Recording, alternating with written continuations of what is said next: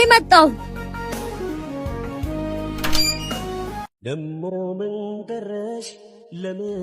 ሀና ቆይ ይኸውልሽ ሀና አንቺን ለማዋራት ነው እዚህ ድረስ የመጣ ነው። በሩን ክፈችና አንድ ጊዜ አዋሪ። ኦፍ ነግሬ ነበርሽ እንደማትለኝ።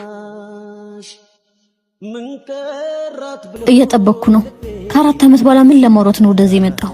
ስለ ሁሉም ነገር ልናስረዳሽ ነው የመጣ ነው። እኔ በለካውት ቬሎ እሷን ማግባት ነው ወይስ ጓደኛሽ ልታገባ የጓጓችለት ልጅ ለምን እንዳገባሽ ነው የምታስረዳኝ? እኔና እሱ ተፋቅረን የተጋባን። አንቺ የራስ ቅቤ የምትበይ ጅብ ነሽ። ቆይ ዚዙ አንዴ ብቻዋን ላውራት። ኦኬ ግን ቶሎ በል። ይኸውልሽ ሀና ነገሮች ባሰብኩት አቅጣጫ ስላልሄዱልኝ እንጂ ከሷ ጋር ከሀገር ወጥቼ ነገሮችን ካስተካከልኩ በኋላ ካንቺ ጋር እኮ የተሻለ ህይወት ለመኖር ነው። ሀናዬ ስለቆየው በጣም ይቅርታ። ይኸውልሽ ነገሮች ስለተስተካከሉ አሁን ከፈለግሽ እዚህ ካልፈለግሽም ደግሞ ውጭ ሀገር ሄደን መኖር እንችላለን። ምን?